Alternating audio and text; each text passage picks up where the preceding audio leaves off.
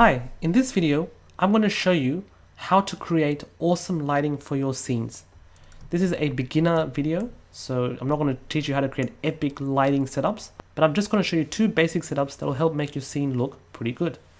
So let's begin. The first type of lighting setup is a popular one. It's called 3-point lighting.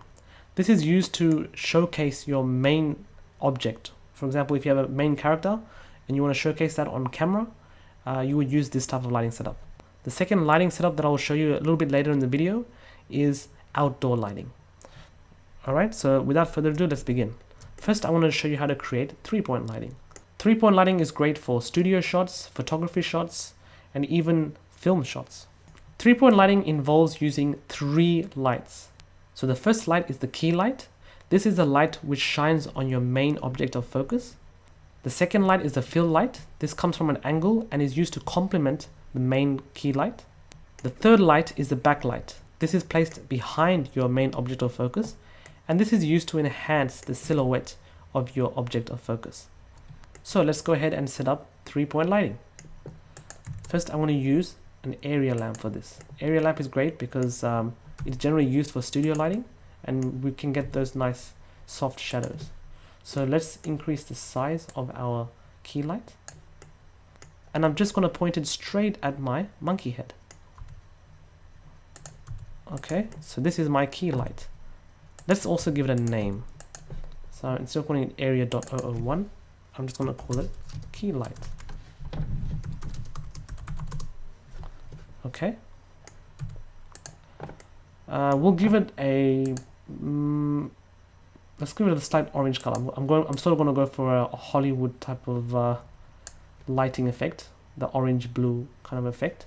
This is all relatively advanced stuff. You can go with plain white lighting if you like, but I'm just going to go ahead and stick with that one. I'm also going to go ahead and put a camera in there as well. So let's click the 3D cursor somewhere around here and shift a camera. Now Control 0 to move your view into the camera view, and then grab by pressing G, and let's position where we want our camera to focus.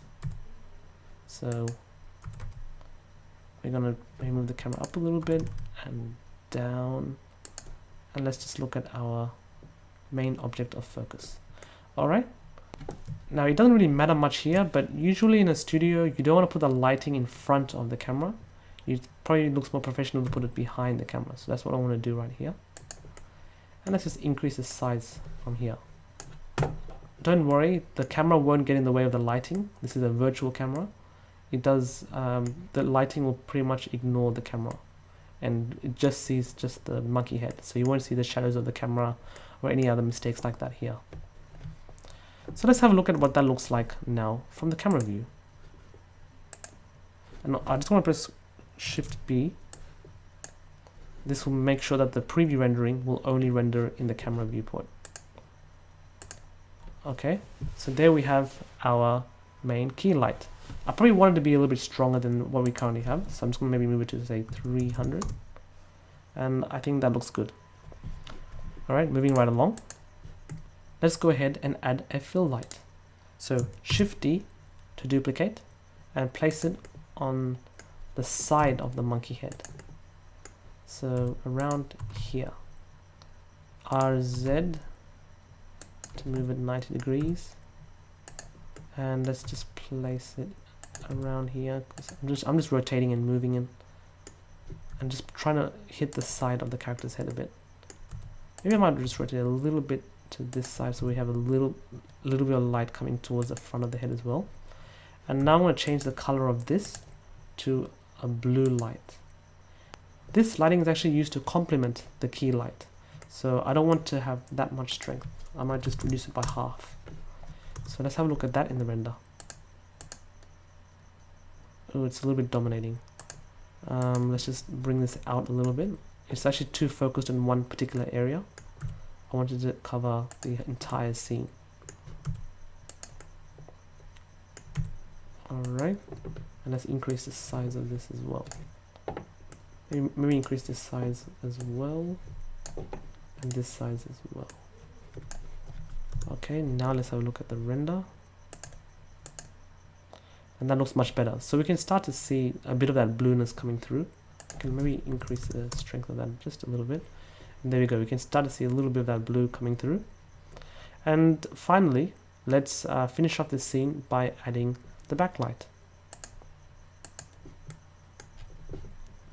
So Shift D, and let's move this to the back of the character.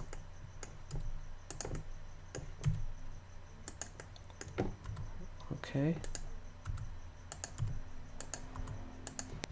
I'm just going to change this to the default whitish color, I guess. And increase the size and turn down the keep the strength about as what we can see there. Okay, and let's rotate it down. Okay, let's see how that looks rendered. So there we go. That is the basics of key point lighting. I'm just going to increase the strength of everything, as we can see here. It's not enough lighting. So 800 by 500 by 500 should be good. And there we go. And while I'm there, I might just cover out the end of the scene.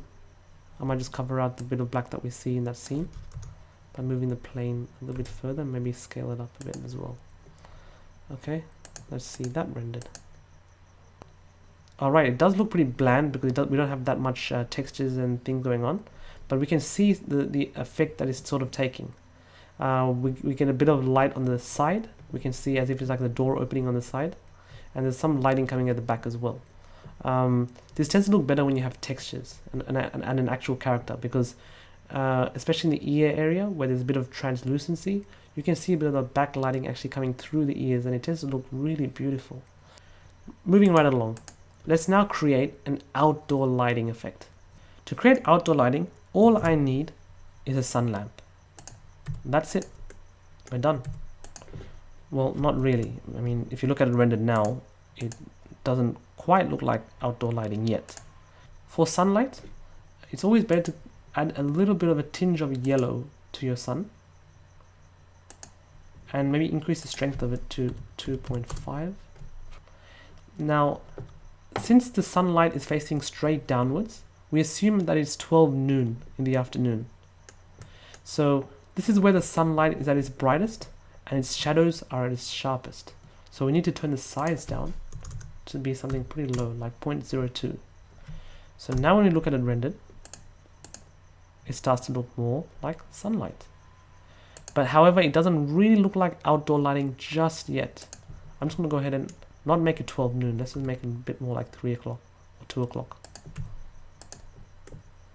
Yeah, like that. Because I want to see the shadows a bit more. Like that. Alright, so that looks good. But now, it doesn't quite look like outdoor lighting just yet. The main reason is because we don't have sky lighting. Now, if you notice in the daytime, you do get sky lighting as well. And it has a slight bluish color. Just look at the shadows everywhere on a bright sunny day. It does tend to have a slight tinge of blue in their shadows. So we're going to go ahead and simulate that. To do this, I'm going to go to the world textures, and I'm just going to simply use a solid color for this example. So I'm simply going to use a blue sky color, something like a light blue. Maybe increase the strength of this to something like 0.4. So now the light will be evenly distributed all over the world with a light blue color in addition to the sun lamp. So now when we look at it rendered, we can see, well, that definitely looks like outdoor lighting now. Maybe the strength of this is a little too high, maybe 0.2 would be enough. And there we go. We now have simulated outdoor lighting. So this looks pretty good. And you can obviously play around with this to create different types of day lighting. For example, I can now convert this scene, which looks about 2 o'clock in the afternoon, to, or even morning. I guess you can pull off a morning look as well. We can now also convert this to an evening light or an afternoon light. So to create an evening type of light, all I have to do is bend the light as it would when the sun is about to set. So rotate it all the way near towards the horizon, like that. Make it a more orange color rather than a yellow color. So tinge more on orange. And if you do tend to notice during that sunset time, the shadows do tend to be a bit more blurrier than sharp. So we can increase the size of this to 0.1. And finally, the sky texture. It tends to be more purpley. I guess that could be a more stylish effect, but a bluish purple, somewhere between there during that time. And the skylight is not as strong, so about 0.1 should be fine. So when I look at this rendered now, we have simulated sunset lighting. So how good does that look? So very quickly, you can play around with lighting to create different moods and make your renders look pretty appealing. As you can see, I have no shaders going on here. There's nothing. All of these shaders here have one boring shader, which is that plain white diffuse shader. So you can see that lighting alone can help make your renders pop. And if I just do a full render with a bit more samples, you can see how good it can look. So as you can see, my scene does not contain any complex models or shaders or anything like that. It's just a boring scene with a sphere and a cube and a Suzanne head and a plane with no shader, just a plain boring old white diffuse shader.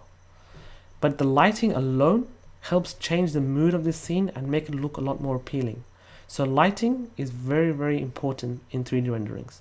And Blender can help make lighting your scenes very easy and quick. It gives you, as an artist, it gives you a lot of power. So yeah, I hope this video has been useful. Keep playing around, keep blending, and I hope to see you in the next video.